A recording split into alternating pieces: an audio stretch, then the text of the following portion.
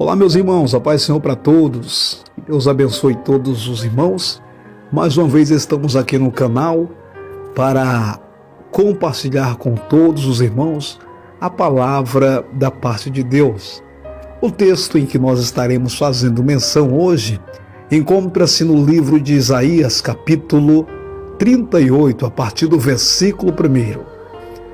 Livro do profeta Isaías, capítulo 38, versículo de número 1, que diz assim: Naqueles dias Ezequias adoeceu de uma enfermidade mortal, e veio a ele Isaías, filho de Amós, o profeta, e lhe disse: Assim diz o Senhor, põe em ordem a tua casa, porque morrerás e não viverás. Então virou Ezequias o rosto para a parede e orou ao Senhor e disse: Senhor, lembra-te, peço-te de que andei diante de ti em verdade e com coração perfeito e fiz o que era reto aos teus olhos. E chorou Ezequias muitíssimo. Então veio a palavra do Senhor a Isaías dizendo: Vai, diz a Ezequias, assim diz o Senhor, o Deus de Davi, teu pai. Ouvi a tua oração e vi as tuas lágrimas, eis que acrescentarei aos teus dias 15 anos. Louvado seja o nome do Senhor Jesus, para todo sempre. Meus amados, o texto em que nós lemos neste momento fala a respeito de um homem que exercia um patamar no reino de Judá, um patamar muito grande. Fala de um homem chamado Ezequias, o rei de Judá na época. E segundo a palavra de Deus, este rei estava acamado, estava no leito da enfermidade. E Deus, como sempre, no decorrer da história dos reis de Israel e dos reis de Judá, sempre Deus levantou um profeta para que tivesse sempre orientando os homens, os reis que Deus levantava naquela época. Sempre Deus usou o profeta para orientar, para dar uma direção, para que Deus pudesse dar uma direção para os reis através dos profetas daquela época. E com o rei Ezequias não era diferente. O rei Ezequias, sendo ele o rei de Judá, é óbvio que Deus colocara junto a ele também um profeta, sempre para repreender quando ele cometia erros, para orientar quando assim era preciso. E com o rei Ezequias aconteceu uma certa feita que a Bíblia conta que o rei Ezequias estava acamado, estava doente. E Deus levanta o profeta Isaías, ordena para que ele fosse até onde estava o rei Ezequias, no seu palácio, na sua casa. De repente, o profeta entra aonde ele estava, no quarto em que ele estava localizado, deitado naquela cama, e profere aquela palavra ordenada por Deus. E agora o profeta, ele profere a palavra vinda da parte do Senhor ao rei Ezequias. E a palavra era: Assim diz o Senhor, põe em ordem a tua casa, porque morrerás e não viverás. Louvado seja o nome do Senhor para sempre. Observe esta palavra. O profeta Isaías tinha o rei Ezequias como seu amigo. O rei Ezequias já conhecia o profeta Isaías já conhecia o rei Ezequias. Então eles tinham conhecimento do outro, tinham uma amizade, mas quando se trata de fazer e cumprir as ordenanças da parte de Deus, quando se trata de obedecer a palavra de Deus, não podemos levar em consideração a amizade com uma pessoa. Se Deus mandou falar, é necessário que se fale aquilo que Deus ordenou. Pode ser para um amigo, pode ser para um parente, pode ser para o pai, para a mãe, para o irmão, para um filho. Se Deus mandou falar, é necessário que fale. Um instrumento de Deus, um profeta de Deus, um canal nas mãos de Deus, ele vive debaixo de ordem divina. ele vive debaixo da ordem de Deus. Ele é um canal, um instrumento nas mãos de Deus, pronto para ser usado a qualquer momento, a qualquer hora, independente do dia e do horário. Ele é um canal disponível para ser usado por Deus a qualquer momento, em qualquer lugar. E diante da palavra de Deus, das ordenanças de Deus, daquilo que Deus manda falar, não pode existir amizade. Você entende isso? Não pode existir amizade. Era o que estavam correndo aqui com o profeta Isaías. Ezequias era amigo dele, era o rei de Judá e era amigo do profeta. Mas o profeta não podia levar em conta essa amizade. Ele estava ali, debaixo da ordem de Deus. É tão tal que você pode observar na palavra de Deus que quando o profeta Isaías entrega a mensagem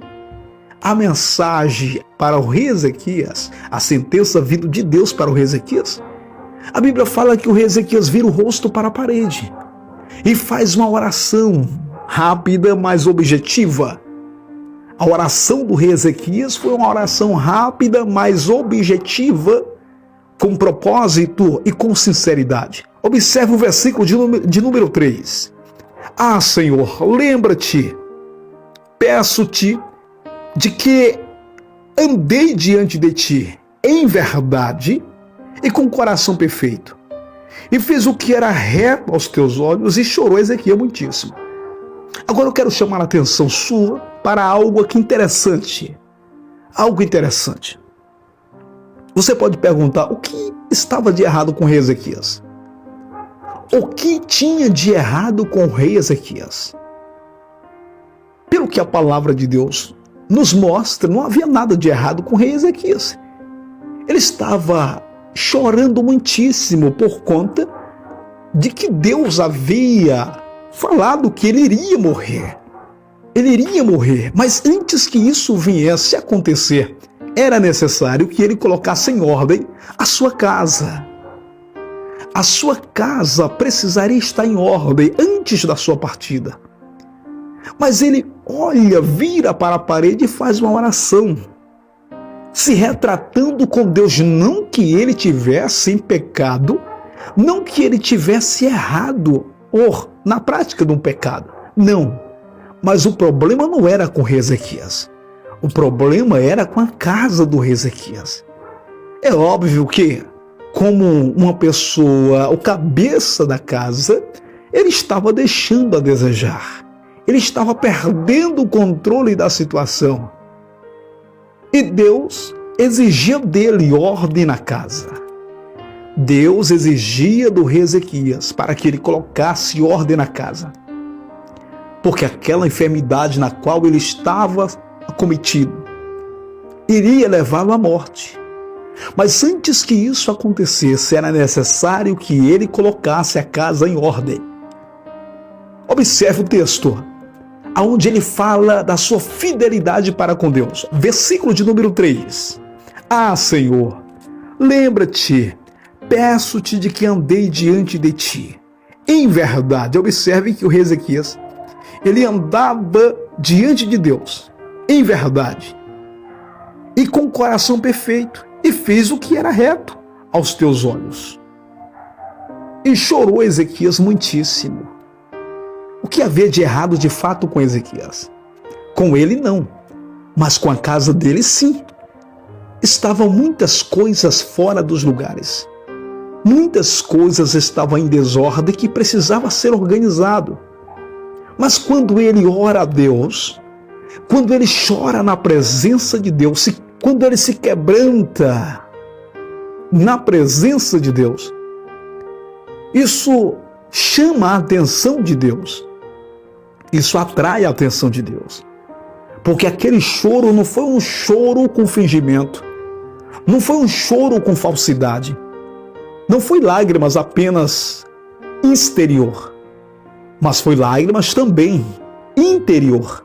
Deus viu como estava o coração do rei Ezequias. E quando ele chora muitíssimo na presença de Deus, vem a ordem de Deus para o profeta Isaías, que dizia para ele: volta.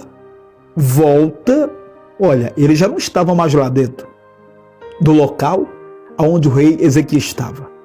Ele já tinha saído, porque ele sabia da reação que isso poderia causar. Ele tinha uma amizade com o rei Ezequias. Ele era amigo do rei Ezequias. E ele sabia que uma sentença dessa, ordenada por Deus, dada por Deus ao rei Ezequias, iria causar uma reação. Iria causar uma reação na vida do rei Ezequias. E esta reação iria refletir no profeta que era amigo do rei. E o profeta simplesmente entrega a profecia e sai dali, para não ver aquela reação. Porque o coração do profeta também doía por conta daquela sentença. E o profeta entregou a profecia e saiu. Mas antes que ele saísse totalmente do palácio, vem a ordem de Deus. Versículo de número 5, vai dizer a Ezequias: assim diz o Senhor, o Deus de Davi teu pai, ouvi a tua oração e vi as tuas lágrimas, eis que acrescentarei aos teus dias 15 anos. Veja só a misericórdia de Deus. Isso se chama, meu irmão, misericórdia da parte de Deus. Uma pessoa que tinha acabado de receber uma sentença de morte, de que havia de morrer por conta daquela enfermidade, e que ele precisaria mais do que nunca colocar a sua casa em ordem, porque estava desorganizado, estava fora do lugar, estava precisando de organização. Quem sabe, eu não sei como está a sua situação.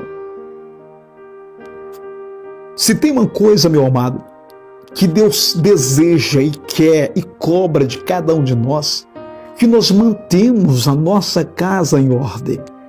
A casa, seja ela a casa, residência, lar, família, como a nossa casa chamado corpo, que é o templo e morada do Espírito Santo. Esta casa precisa estar organizada. Esta casa precisa estar em ordem, para que assim Deus cumpra em nós a sua vontade, para que Deus assim cumpra em nós a sua promessa, porque nada adianta clamarmos a Deus, pedindo a Deus, para que Deus venha nos usar se nós não estamos com a nossa casa em ordem. É necessário colocarmos a nossa casa em ordem, para que Deus possa operar, para que Deus possa trabalhar, para que Deus possa agir. Louvado seja o nome do Senhor Jesus para sempre. Aleluia.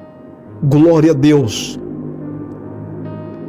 Se tem uma coisa que agrada a Deus, amados, não é só o sacrifício, não é só o sacrifício, mas sim a obediência. Não queira substituir a obediência pelo sacrifício. Não queira substituir a obediência pelo sacrifício. Deus, ele requer dos seus servos obediência. Obediência à sua palavra. Obediência ao Espírito Santo, ao Senhor nosso Deus, Criador dos céus e da terra. Que Deus em Cristo abençoe a sua vida. Neste momento, eu quero orar com você.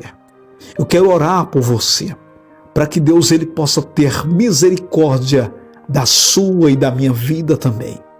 Precisamos buscar a Deus, pedir a Deus uma direção, como colocar a nossa casa em ordem, como se preparar para receber alguma dádiva da parte de Deus, como se preparar para receber alguma benevolência da parte de Deus. É necessário nos prepararmos, é necessário estarmos na posição certa. E esta posição, só quem pode dar a direção é Deus, através do nosso esforço, através da nossa busca constante à sua presença. Você, nesse momento, que está ouvindo esta palavra e deseja fazer um concerto com Deus, deseja entregar a sua vida para Jesus. Nesse momento, diga agora, você que quer aceitar Jesus, Diga: eu quero aceitar Jesus como meu único e suficiente Salvador. Você que já aceitou Jesus, mas precisa de um conserto, diga: eu preciso me consertar contigo, ó Deus. Eu preciso de um conserto. Louvado seja o nome do Senhor.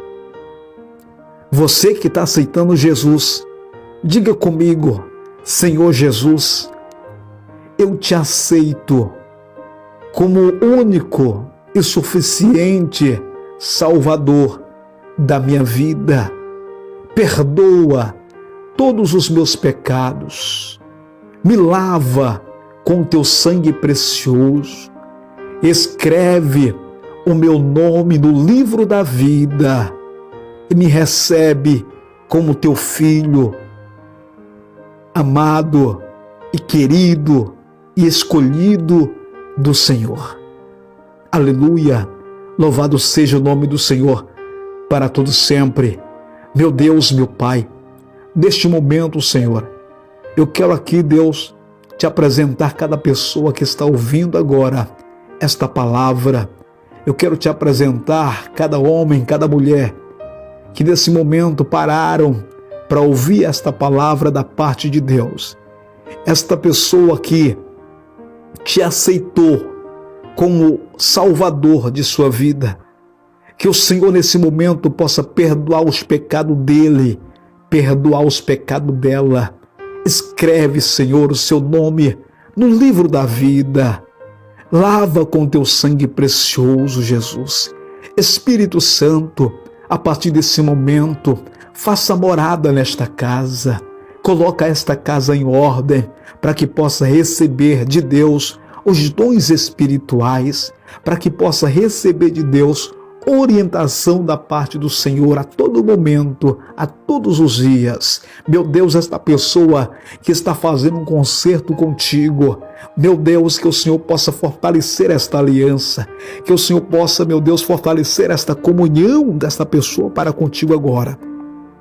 Esta pessoa está fazendo um concerto com o Senhor, está renovando a sua aliança para contigo.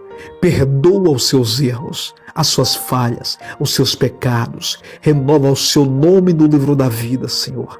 Em nome de Jesus, a partir deste momento, que esta pessoa possa se sentir melhor, meu Deus. Que esta pessoa possa, meu Pai amado, aleluia, sentir desejo de estar na tua presença.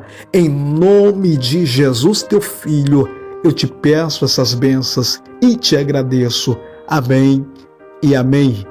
Deus te abençoe e fique na paz do Senhor Jesus e até a próxima oportunidade.